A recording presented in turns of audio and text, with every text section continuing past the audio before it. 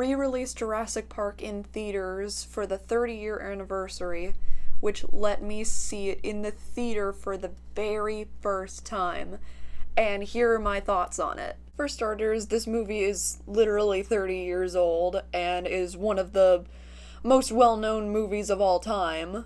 So obviously this movie has been reviewed to death, and you have most likely seen it already. But if you haven't for whatever reason, this review is going to have spoilers in it, and leave while you still can. With that out of the way, let's get started.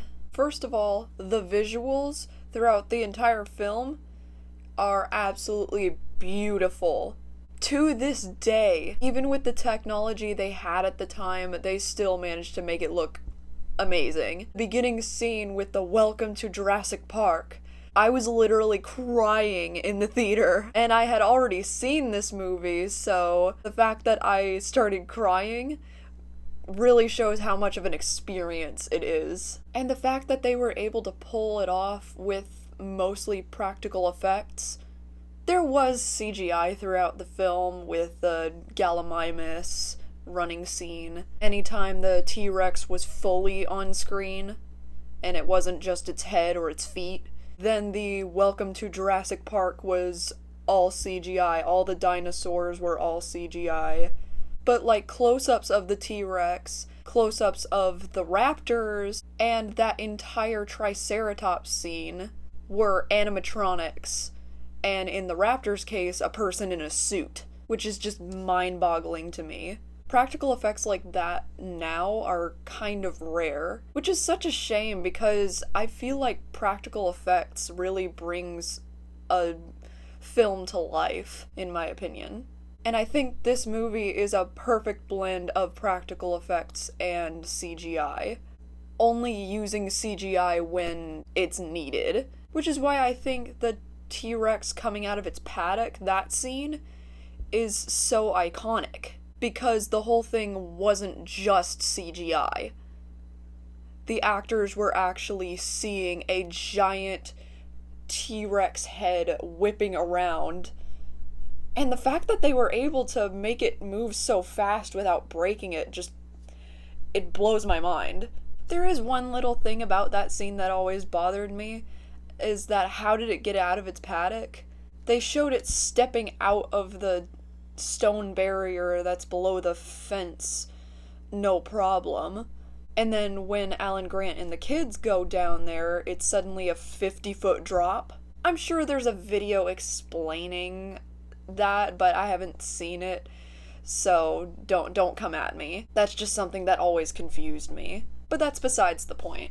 My point is that you don't get practical effects like that anymore, and that kind of makes me sad. Now, that being said, the CGI used in Jurassic Park was what kind of birthed the use of CGI in films altogether.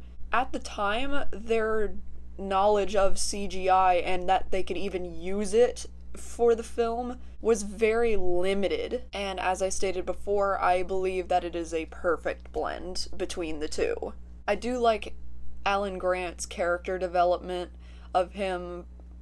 First he hates kids, and now he spends his time with Hammond's two grandkids, which are terrible at survival, by the way, but they're kids, so they get a pass. And now suddenly he likes kids and potentially wants to have them. And then there's, of course, Jeff Goldblum being Jeff Goldblum.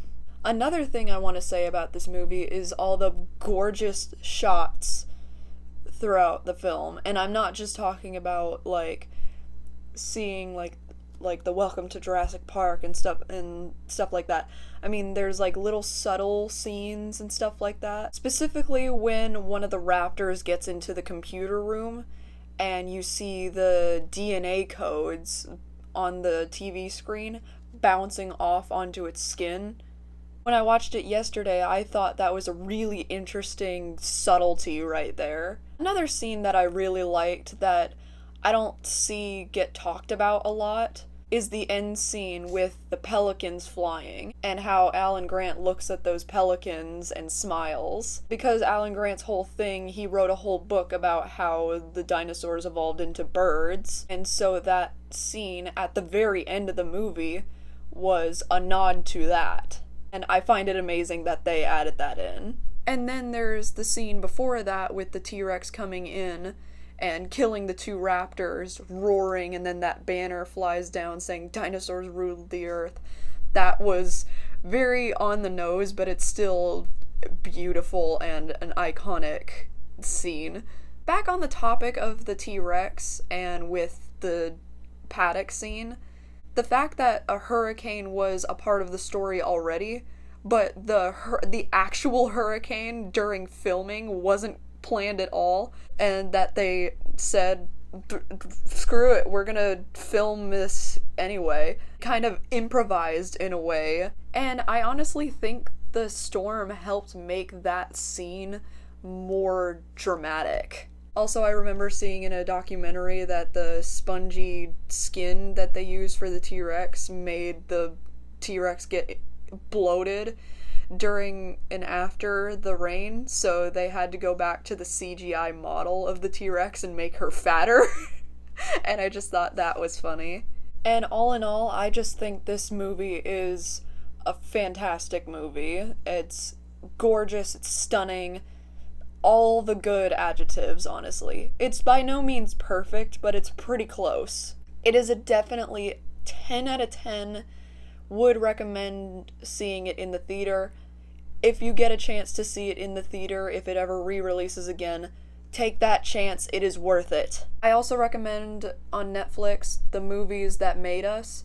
They have an episode talking about the making of Jurassic Park. So if that interests you, go see that too.